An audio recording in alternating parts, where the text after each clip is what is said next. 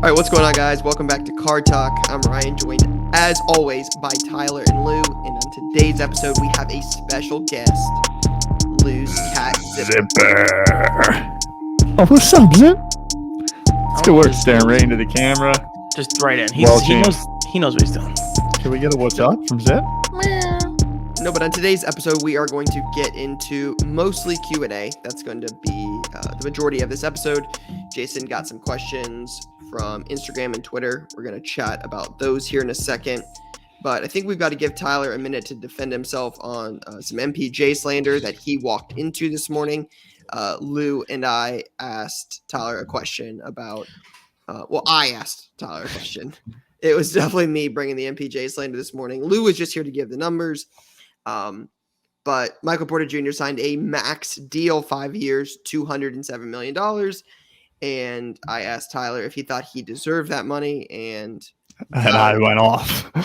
Tyler, we'll let you give your thoughts on why Michael Porter Jr. deserves $207 million.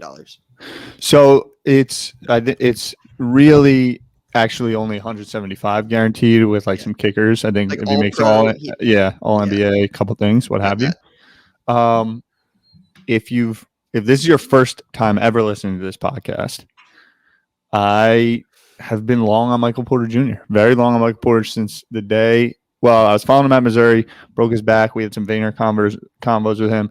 Then he goes Nuggets. I was a huge Melo fan, so I've got the soft spot for the Nuggets.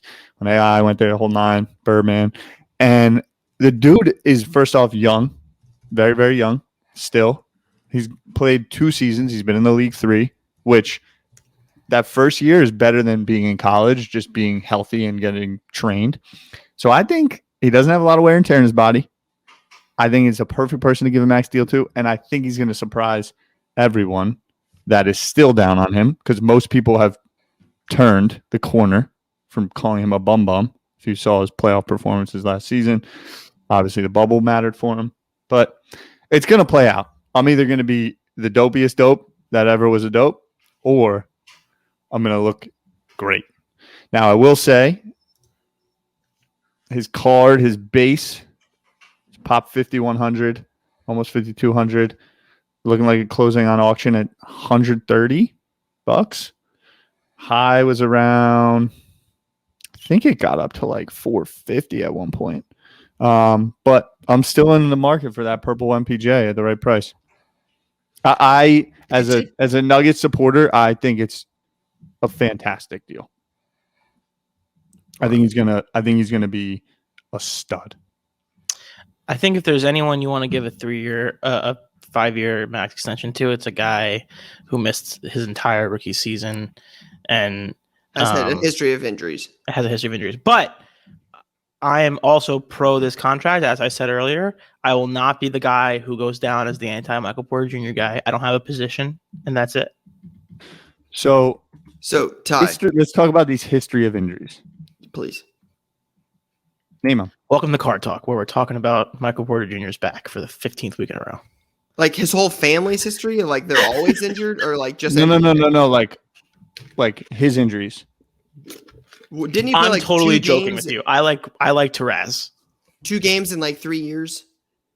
Like, because he missed his whole... Like, he only played half of a game in college. So he was the number 1 recruit out of high school. He goes to Missouri, plays 1 game, and half a game. And he fucks up his back in 2018. We're at the end of 2021, right? So my man's he had spinal fusion surgery 3 years ago and hasn't hurt himself. You want to give since. a dude $207 million? And 3 years ago. 3 years ago. Have you ever heard of modern day medicine? Tiger Woods won a major after getting spinal fusion surgery at the age of like 40. So now we're comparing Tiger Woods to Michael Porter Jr. Very similar. People tear their Achilles and come back in like a week. Michael Porter Jr. hurt his back, precautionary, because he knew he was going to be making probably $500 million in his career, shut down his college career, got the spine surgery, got drafted, fortunately by a team that was good enough to say, don't play for 18 months. We'll see how it plays out. Obviously, I'm passionate about it, Ryan. I care. I get it. That's my guy. I think I will giving you more crap than I actually do, just like Michael Porter Jr. I'm surprised to know that he averaged 20 and 7 last year. I'll say that. I didn't know that. That's a lot. The man has That's more than I thought. arguably for a tall homie. You haven't seen a homie come in the league since KD with his game. Michael Porter Jr. is Kevin Durant. That's Tyler Schmidt. And That's Tiger Woods. Tyler Jay, Schmidt. Jay, And that's he the feels like clip. Tiger Woods. That's the clip. Put it up. All right, let's get into some questions. Enough of Michael Porter Jr. slander. He's probably going So, we to got be a bunch of announced with a them. broken back tomorrow or something. We got a bunch of them. Starting with some of the IG ones. Oh, here we go. This is a good one. This is from Machado Cards with a Z, 805. So what are some mistakes y'all made in the hobby that maybe could help us newbies? I saw this before and I've been thinking about it because it's also kind of happened to me in NFTs a little bit. I think that time in the market versus timing the market. Time in the market versus timing the market. Consistency, Ryan, we've talked about on this show so many times. Staying in the game, compounding those dollars, making buys and sales, staying in the game, staying on the pulse, continuing to trade rather than acquire, sit, do different things, just I think brings a lot more value. And at times I've done that where 6 weeks I'll go without doing anything because I'm like, oh, watching the market, I'm not sure, I like where I'm at. Or you get into something, it dips a little bit, you don't know what to do. I think having the muscle of staying in it, staying active in the trading market is something that I think is very important. But it happened with me with NFTs too. I was in it, did a lot, boom, boom, boom. Then I was like, okay, sold off some stuff I made a little profit on. And I sat back, and over the last 5 weeks, 3 weeks in NFT stuff, these waves keep kind of happening. And unless you're in it and active, then all of a sudden you become slow to the trigger. And so that's what I would say. That's a good one. Lou, any thoughts?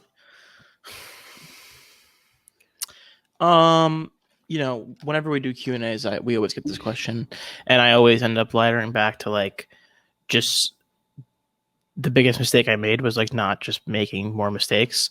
But I think something specific, I wish I would have made an effort to dive into things I didn't understand more.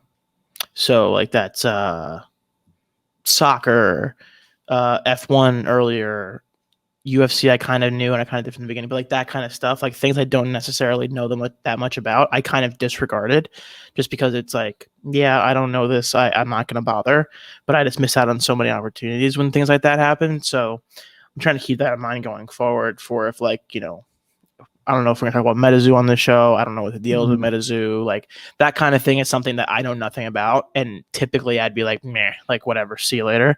And I'm trying to unlearn that from myself so I can try to make better decisions going forward. Before Ryan goes, I have kind of an opposite one that I think Lou and I have suffered from. And I think Ryan does very well, which is trust your conviction. The second you have it, even if it turns out to be an L, you're going to be much happier. There's so many instances where even on this show, we've talked about something. We've said, boom, we're aware of it. Whether it was you or Lou, early days F1, Pokemon was happening, some hoop players, and PJ, I loved them. Like, if you believe it, you got to taste the water. Don't just sit back and say, because then when it happens, it's the worst feeling. I knew it and didn't do it. Or if you take a slight L on it, cool. At least you are betting on your own beliefs. There's so much noise. Double down on your conviction more. Yeah. What's that 100% of the shots you don't take? Kind of like that. That would actually be, Ty, one of my I got two of them. They're going to kind of play off what you said.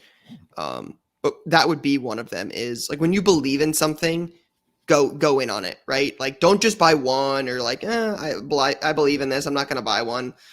Like I remember talking about like I thought Tatis was going to be a stud, right? I'm like, this dude's going to be good. Never bought anything of him. Like never did anything.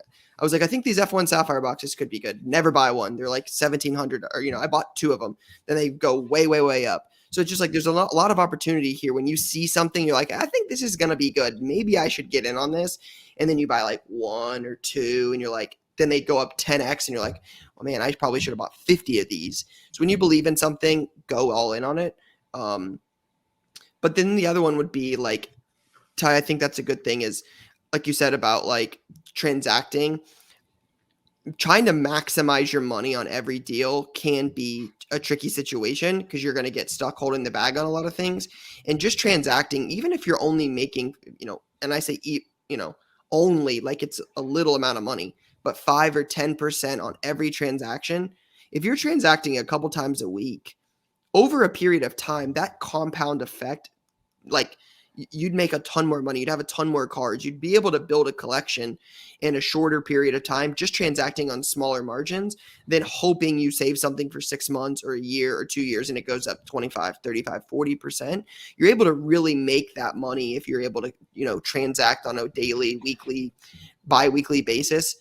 I just believe in that so much more that's something I didn't do as much early on as I was like, you know what, this guy's going to be good. I'm going to say this until he is good. But if I would have made my 5% and moved on, I could have put that money into something else, made 5%, just the transacting part of it, I think is a better strategy than trying to save and always time the market perfectly and always hit peak, because that's just never going to happen. Mm-hmm. And I think you take a lot away from interacting with customers and consumers. Like that 5% margin is actually going to lead to an additional 4 or 5% based on your knowledge later down the road. And I think that starts to compound, build your consumer base, build your network, more insights. What are consumers looking for? It then leads to further conviction in certain things down the road, I believe. Agreed. There's a bunch of questions on here. You guys have any? Yeah, let me do. I got one. All right, what you got? Tejan Cards on Instagram. How would you rate this year's rookie quarterback class against last year's? So you're talking Burrow, Herbert, and I don't know who the third, Hurts, I guess, right? Tua, Love, Eason. Tua, Love, I guess Eason, I guess you could say that. Versus, it's also very early. We've played only very few games here in the NFL season, but Trevor. Yeah, I think the big thing is that this is early, and when you're drafted as high as some of these guys are, your teams are not good. You're drafted there for a reason, right? You're meant to change the franchise. Peyton Manning didn't win a lot of games his rookie year. What did he win? 2, 3 games? It wasn't a lot. Didn't he set the record for rookie interceptions? He still has the record, I think. He still has the record. Now, Zach Wilson and Trevor Lawrence and Mac Jones at this point are going to try to beat that. But yeah, I'm not expecting them to win many games early on. I was looking the other day, like Josh Allen's first year in the league, they won 6 games. Baker Mayfield's first year in the league, they won 7 games. Like just recent quarterbacks. 6 and 7 games though. I don't see any of these rookie quarterbacks this year getting 6 or 7 wins. Do you? Now we have Zach Jones, we have Zach Wilson. You've got your boy. So you might be a little biased, but I don't foresee any of these dudes leading to 6 victories. I think so. I think Mac Jones, Mac Jones, and Trevor Lawrence all have a shot.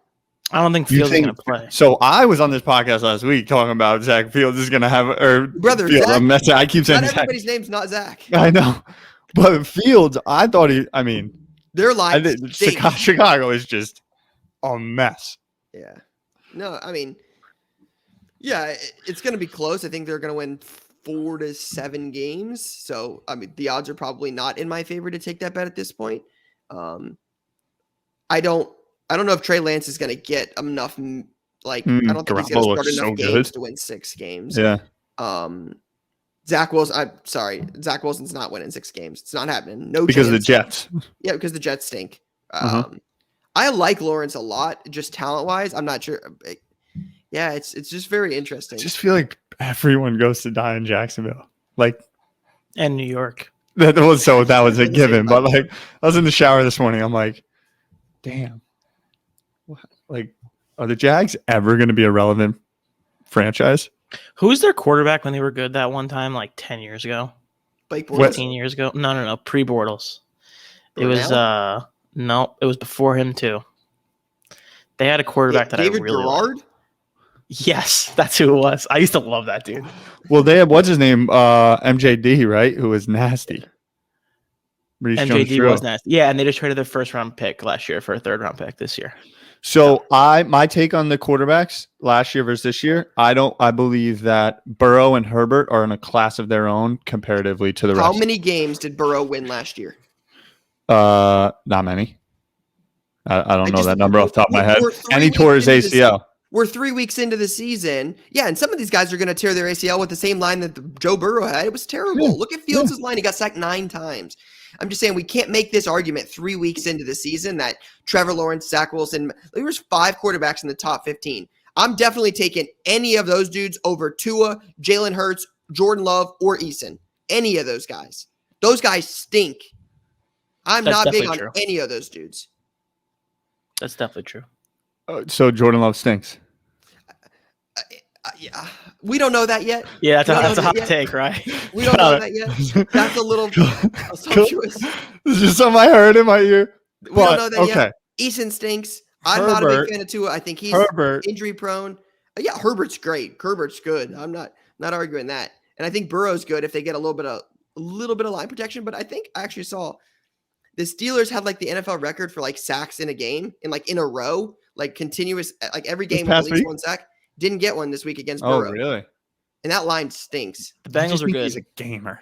Bengals are good. That's The Bengals are a good team. Bengals are hear good. that. I will say, I did bet them money line because I was convicted that, and I looked at it this way: Big Ben, you gotta shut it down, bro. Bad. Yeah, that guy's Like, bad. you gotta Bad. shut it down. I mean, Had a great Cliff career. just- and I mean, if Burrow can't win that game, I mean, He's the had a great Bengals should career. shut it down too. The Steelers are gonna have a bad year bad year. Agreed. Aligned. unless they get done with Ben, start it over, Yep. because he is. It's time to Man see what River. your succession plan is. It's either Haskins, Mason Rudolph. Well, it's not Mason Rudolph. It's either Haskins or it's next year. It's Time not to start Haskins figuring. either, bro. That's what I'm saying. It probably isn't, but it's time to figure it out because it's Yeah, not you're Big right. Ben. But You're right. I just started watching these like ESPN shows again. I got TV hooked up. I throw it up on in the morning. They love the Steelers. Mm-hmm. Media just loves the Steelers. I'm I like, mean, that's "They are how it goes, bad." bro. It's the Cowboys and the Steelers every week in the primetime games. Every week. Yeah, smaller Ben is officially smaller Ben. Next cue. You want me to fire one up? Wait, can I ask you a quick question?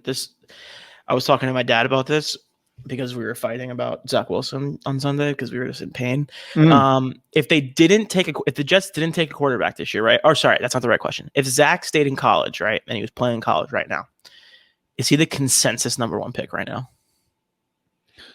In college football, Mm-hmm. I mean, I don't know who else would be up there at the moment. Matt Corral, Yeah, the kid, Howell, Sam Rattler, Ritter. That's who it would be. I mean, it depends what he does, right? Like, look at Sean Wade from. Yeah. Think about how good BYU's been. Let's go with Sean Wade. So think about this, right? Sean Wade chose to come back his senior year, right? Mhm. If he goes in junior year, he's a top 15 pick. Dude comes back for a senior year of school and goes in the 6th round, right? You just don't know, right? It's hard to argue if somebody was the number 2 pick in the draft. Is he Yeah. by far the best quarterback available? Of I all don't those know. It's players? tough. I think it should have came out when he came out. Yeah, that's probably great. Let me ask you this. We're talking about rookie QBs because I'm interested in your guys' opinion on this. Mm-hmm.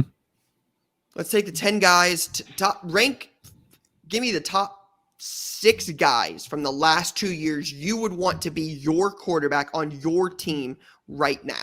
That's 1 hard. through 6. Hang on a second. Okay. So you What are we doing? So So first I'm taking Herbert. Then I'm Herbert's- taking Burrow. then Burrow, right? Then who? Then What I'm year? We're doing the last 2 years only. Last 2 years.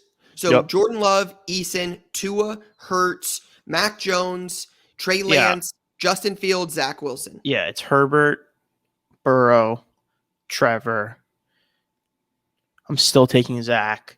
Then I'd probably go Trey Lance, Mac Jones. Then I'd go to Herbert, Burrow, Trevor, Trey Lance, Fields, Zach. It's fair. Notice how only 2 of the guys at the top are 2020. No one else on that list you want on your list. Yeah, no. Tua's too banged up at this point. He's done. Interesting. All right, Ty, Yeah, you He's got one? done. Let's see. I do have one.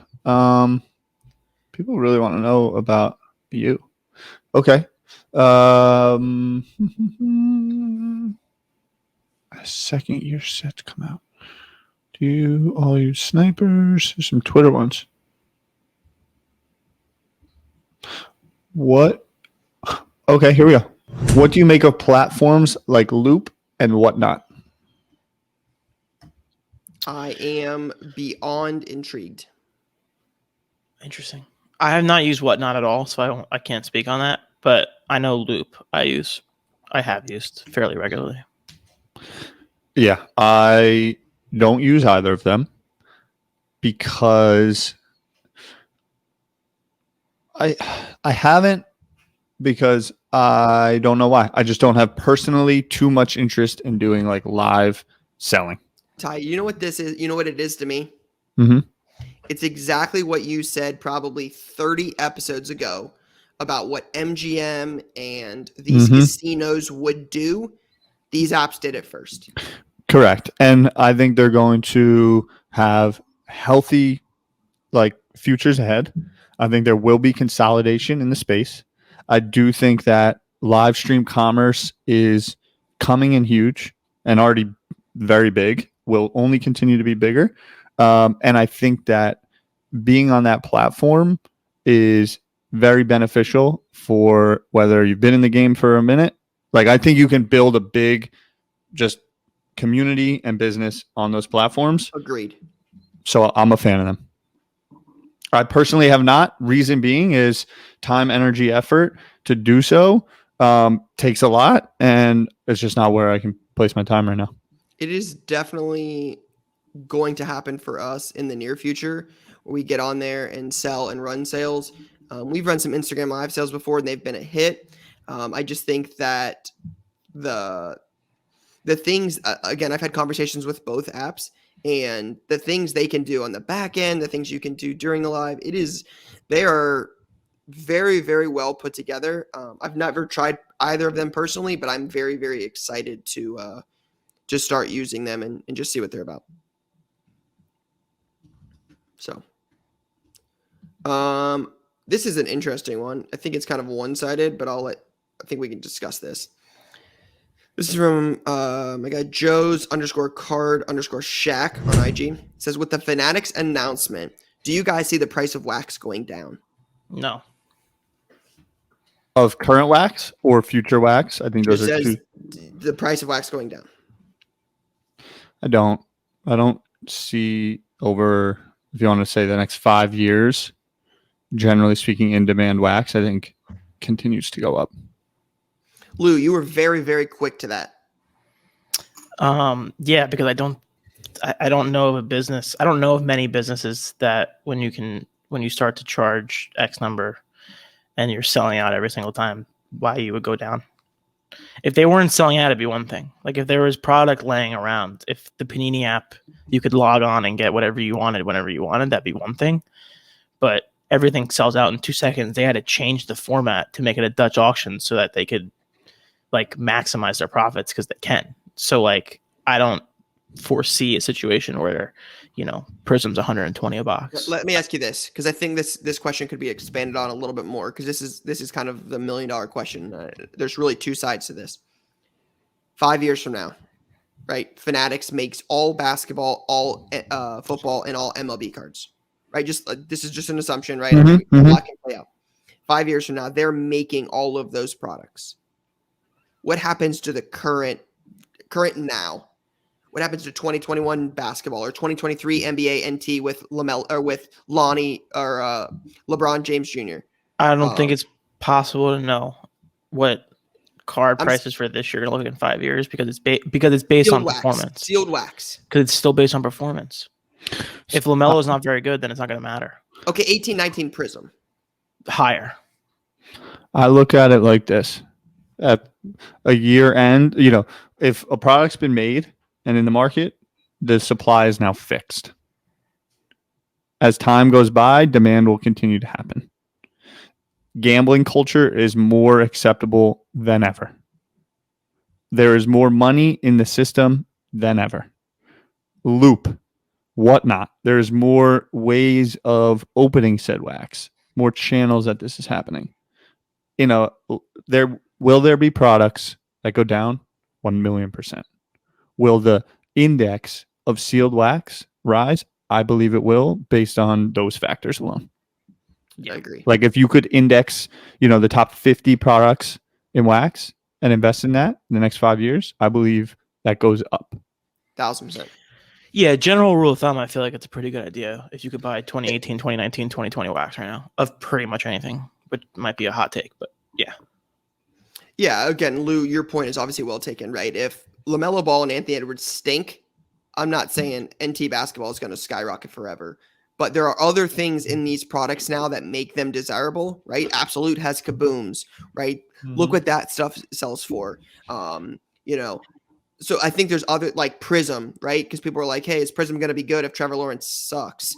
Well, yeah, because somebody wants a second-year Justin Herbert gold and somebody wants a Brady Prism gold because those are $50,000 cards now, right? Because there's other things in the products that carry them. But I also think that, like Tyler said, with the gambling culture, the fact that you could get an 8-box break for under $100 and hit something worth 5-6 figures is intriguing to a lot of people.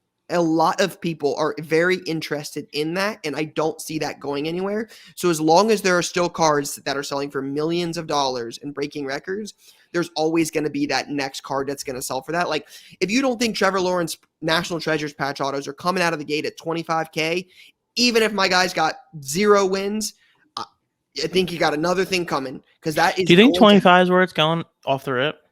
The first Justin Herbert last year, I think, sold for $38,000. Huh. Crazy.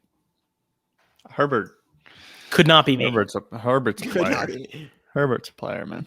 I mean, Lou, Zach Wilson downtown, the first sale was $2,000. Yeah, and globally we agree that it was bad. There's not a single person who's like, that's fire, great buy. Yeah. Down to 650. Like Jason said down to 650. Yikes. Maybe Zach Wilson and That's what the Jets will do. This is a good question. Okay. John Bauer I don't know how to say the last name. Bauer Rice. What is one card you regret not pulling the trigger on and buying before the market got hot? Tatis, Bowman, Chrome, Ricciardo. Every single Cristiano Ronaldo possible. Pick one specifically. His mega cracks. Now, it would have taken me some dollars to get there, but in general, I mean. Yeah, that or a Shadowless Charizard. Yeah, Charizard. Yeah, these pinnacle, the Mount Rushmore stuff. But for me, it would be Cristiano Ronaldo mega cracks. Even in a 7, even in a 6. My other one would be Wayne Gretzky's. O-Pee-Chee. Like I just saw a 6. Did a record high last week, but the cycle keeps coming back. The greats will be great. Huh. I would probably pick the Lewis Hamilton tops now. Those are available for like $10 a piece on Topps' website. What are they doing now? PSA 10s, I think, do like $1,300. And they gem pretty well. Nice. Yeah. Nice. Yeah. That F1, I think I'm going to think about the early days of F1 cards for like the rest of my life because those cards were sitting on Topps' website for $10. And like the Lewis Hamilton has a print run of 1,900. Like that's insane. Yeah. I got a question for you. I think this is an intriguing one. It's from Gilly the Kid 23. Never heard of him. What is the current state of the card market? Or I'm sorry, what's the state of the current card market? Yeah, reworded. Lou? Right? I think all is good. I'll open with that. All is definitely good. I think I was talking to healthy. I was talking to someone last night, and they were like, someone who was like tangentially involved in cards, and like they were buying stuff like a year ago, and they kind of like just fell off. And they're like, "What's going on? Like, when are cards coming back?" And he said that to me, and I was like, "What are you talking about?" Like, I was like, if you're talking about like base basketball cards, that's one thing, but like overall, like it feels like we've had like the healthy movement of prices that are always going to happen. And now basketball, we finally got a break from basketball, and you could feel the heat on it again. Like it's, I think all is good. That would be my perspective. For me, it's maturing. I think that, Mhm. at the onset, there was just so many, boom, boom, these spikes, this craziness. But if you just look across what eBay, our partner, has done with their product over the last Great 2 website. years, if you look at Rally, if you look at Loupe, if you look at Alt, if you look at Whatnot, if you look at the Fanatics deal, this isn't that was a fun 2 years, this thing's over. This is we're kind of moving into a new kind of era, I might say. And whether people like that or don't like that, I think sports cards and trading cards and alternative investments in today's internet culture are cemented and here to stay. And I think that if you've been in the hobby much more than maybe I've even been in it from a trading right now, like there are opportunities abound. Rally alone, eBay, just your own conviction on Premier League and whatnot, you can make plays. So hockey, going over to ESPN Disney deal, like I just think it's maturing.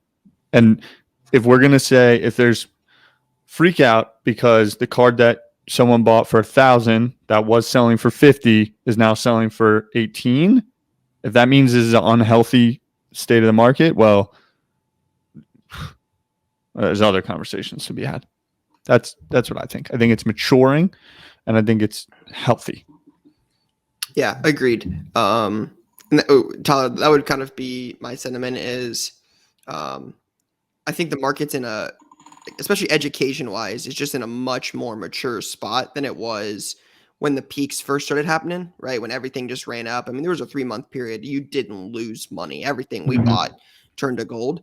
But now I think the market's a lot more educated that, hey, maybe we don't want to spend $500 on a John Morant Prism draft picks rookie PSA 10 that there's 10,000 of, and the college stuff just doesn't hold as much long term, right? The Clyde Edwards-Helaire Donruss for 60, right? I think those cases become a little bit more or a little less extreme.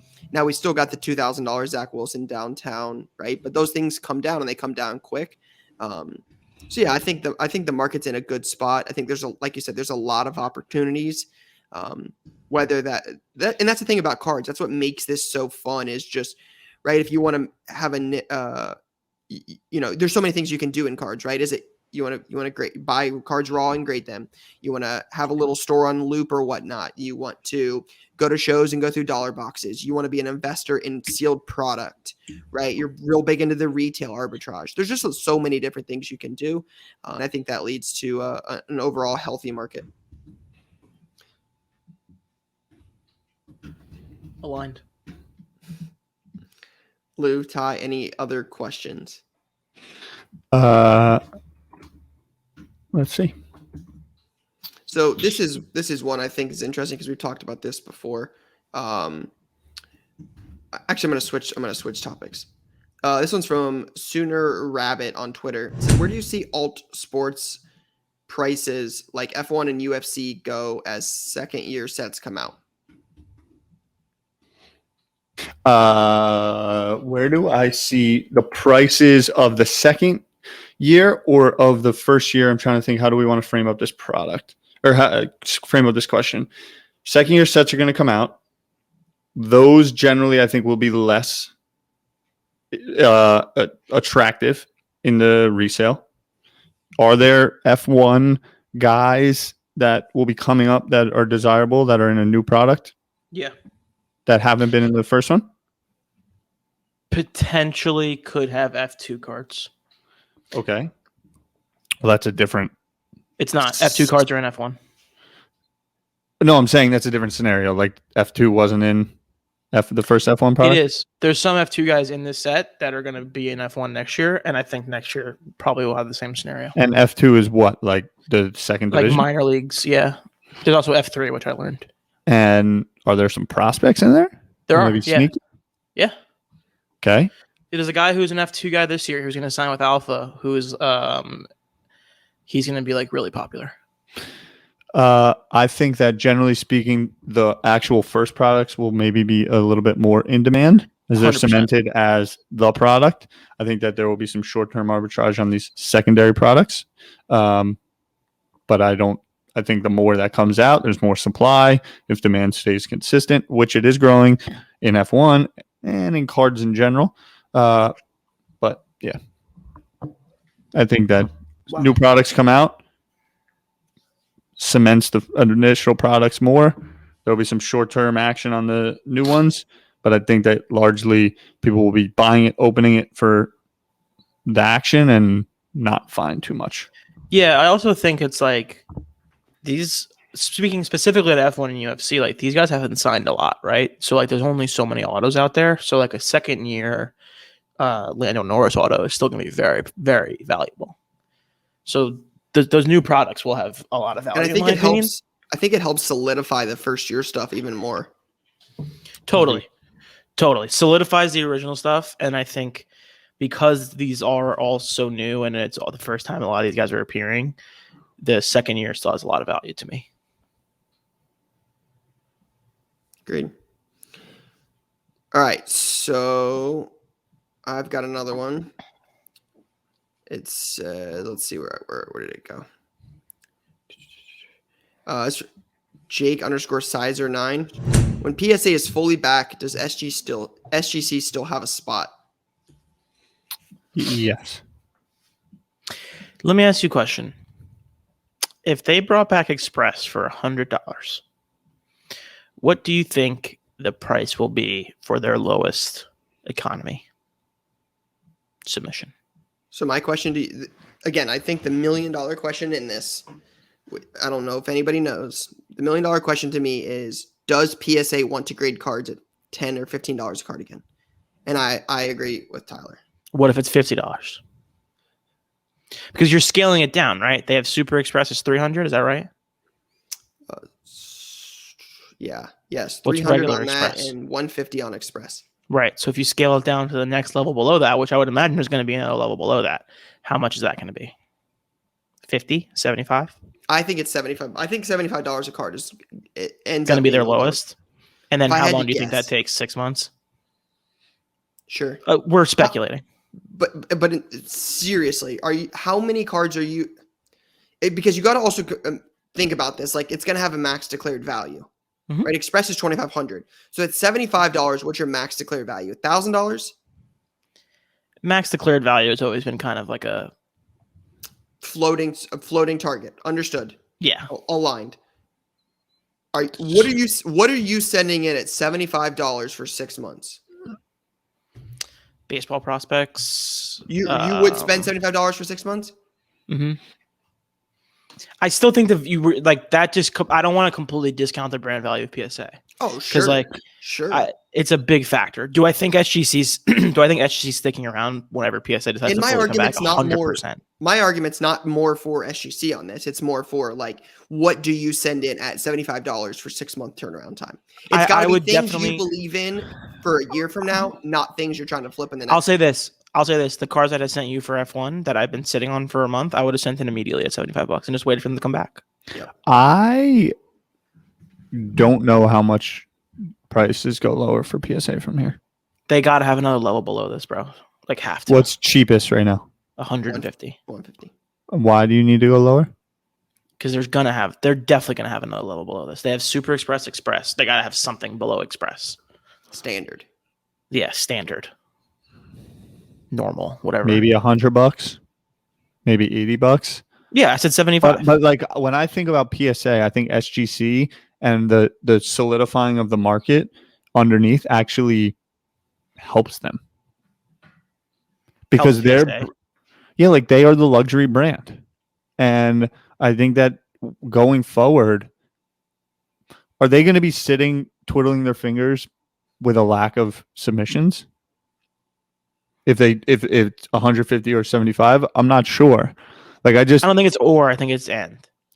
If I'm PSA, I don't mind SGC, like people sending all their base cards over there. I think you stay more luxury, more premium.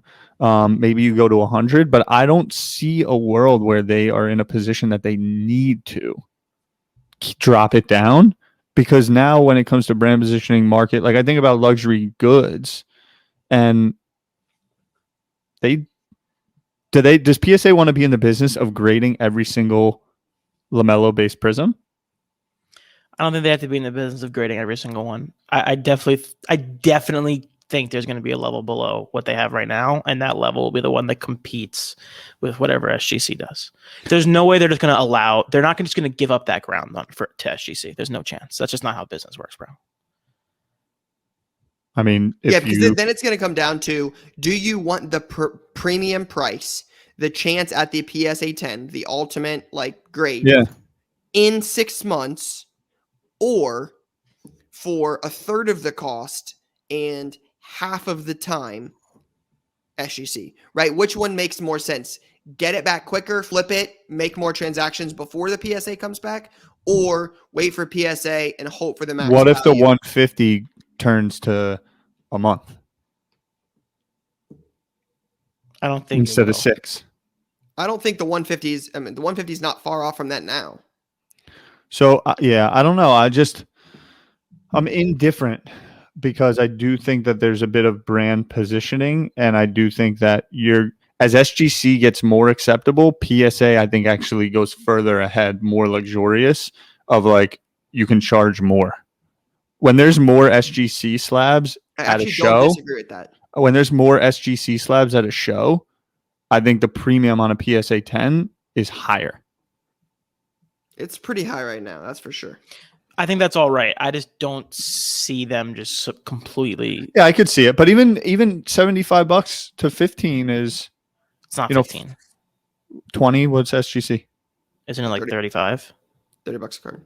So 2 to 1. I don't know. I'm not sure if on PSA we take a card for less than $100. But I think the ultimate thing we got to keep in mind here is how much longer is PSA going to be behind? It doesn't sound like they're super, super close to being done where they're going to come out and compete with SGC. SGC could continuously build market share in this if PSA's down for another year. Well, they're complete. Regular is complete. Economy is complete.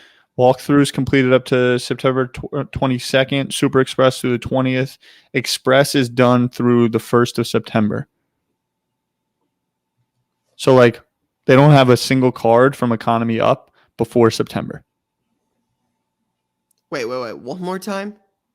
On their service level, complete. We have orders from PSA that from economy orders from last year. Okay, so that in their breakdown, that must be under value ultra modern, value vintage. So under their economy, which would, I guess, maybe value if you're doing bulk. I'm not sure how they break it down at all, but it shows that for a regular submitter, economy, regular, express, super express walkthrough, the latest card that they have completed is September 1st Express. Interesting. They're definitely pretty caught up. I'll say that. Yeah, I mean, they've been closed for a while. I'm sure they've there's been some numbers released about how many cards they've graded. It's wild. Yep. Real quick before we move on, will PSA offer an option below $150 before the end of the year? No. Yes. Next year. I think next year they'll have. You think yes, right? Yeah. End of the year. Old holiday Q4. Special. Yep. Little Q4 special. Yeah. Wait. Let me ask a question. Is it a permanent? Yes. Piece it of is their back lineup? in their service going forward in their current. I'd be pumped if that happened. Pumped. I'm not saying it'll be $15. I'm saying, will they offer something between $75 and $1.25 by the end of the year? I believe so. SGC has made a lot of headway since we started this show. Agree? Don't agree? Facts. Agreed. Facts. Number one offender of being anti-SGC who has changed his mind. Has PSA become more of a premium product since we started this show? Yes. I think that they risk going low, getting more inventory, taking more heat for being slow on the low stuff when they want to grade the bangers is where my kind of head's at right now. It's not bad for PSA, for SGC to be taking up that lower level because it validates their position as a higher end product. It's kind of my take. Interesting. And then HGA and everything on down the line. But you want to do one more? Or you want to switch? Just okay. This is a specific question, but I think it's a larger conversation. Is Kyler Murray a buy? That is from Cardboard Currency on Instagram. He is currently the favorite to win the MVP in the NFL. Currently, 2-1 they are. I believe so. No, they haven't lost. They're 3-0. Really? I haven't watched them play enough. He's super exciting, super buttoned up. People call him dynamic. I would say he's a buy. I would say he's a buy and hold for years. So it's interesting because I would say right now, like my typical position would be that it's a nothing. It's a hold if it's anything. Because he's hot. But I think he's so good, and I think they're really good, and I think that division's not that great. Not that great. I think my Super Bowl picks in that division, they play this weekend, and they're both 3-0. The Seahawks are not great. Agreed. Aligned. The Niners are not that great either, based on what I saw. Aligned. I don't know. I think the Niners aren't that bad. They play football. Okay, fine. They're I'll take 2-1. it. I'll take it back. They were They're in a before they lost to Rodgers. They should have won that game. They were 2-0. They're in a fine division. I think he's the best player. Remind me, Rye, who your In the Super Bowl NFC. pick is? The Brownies? Browns, Rams. Rams are legit. The Stafford MVP pick looks good. You know who kind of stinks, Rye? Who? Like actually stinks. I think is not great. The Ryan Chiefs are not Tannehill? great. The Chiefs. Oh, the Chiefs, brother. The Chiefs, man. But The like Titans win football games, and Ryan Tannehill's That's a doing his fact. thing. The Titans are gonna trounce the Jets this weekend. They're going to be in the mix gonna when it matters down the A stretch. biblical beatdown this weekend. I mentioned this last week that the Chiefs have holes in their armor and they can be beaten. And Justin Herbert did just that. They are sketchy. Their defense stinks. They're sketchy. Clyde Oh, Edwards-Helaire Matthew, I cannot hold love on to the it, man. football. Cost me a But they fantasy win. They signed Josh Gordon. There's a little bit of underbelly to it. I got one of the worst trade offers of all time this morning from Jason. So Josh Gordon will get 3 targets a game. Maybe. Yeah. I'm with you. I'm with you on that. But again, like it goes back to my Kyler thing, right? He's the favorite to win MVP. I would love to know how many times in the last 10 years the week 3 favorite to win MVP won the MVP. Sure. Totally. Right? I just There's a lot of factors. right? Mhm. Like, is anything of Kyler a buy? Not sure I would say that. Are there certain cards of Kyler that could be a buy if you think Kyler is going to win the MVP and is going to go to the Super Bowl? Sure, right? Like, I was wrong on this a year ago talking about Josh Allen. I sat right at this desk and said, I don't know why the hell you buy Josh Allen if you're not expecting him to go to the Super Bowl. I should have bought Josh Allen. So, hand up, I was definitely wrong on that. So, I'm not going to sit here and say, hey, don't buy any Kyler Murray, because if we go back a year ago, I would have definitely been wrong on that with Josh Allen. Would you spend $1,000 on a silver select field level PSA 10 of Kyler Murray? No. Okay. Interesting. So Jason put in the chat that I was 0-3 in fantasy. Just want to be clear, Jason, I have turned to that guy that I didn't set my lineup. I mean, that's Right. I'm in the Already. same boat. I'm in the same boat, brother. Already didn't set my lineup. I had T. Guys. Higgins and Jarvis Landry at wide receiver, and none of them played. Look, I'm in one fantasy league. There's no excuse. it But- takes 2 minutes to set a lineup. You know what I mean? Just like I know, respect the but But league.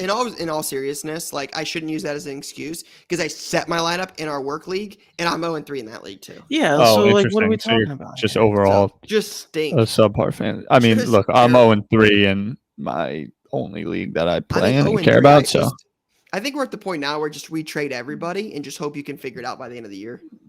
yeah, Just trade the whole squad. I'm a Whole mess. squad.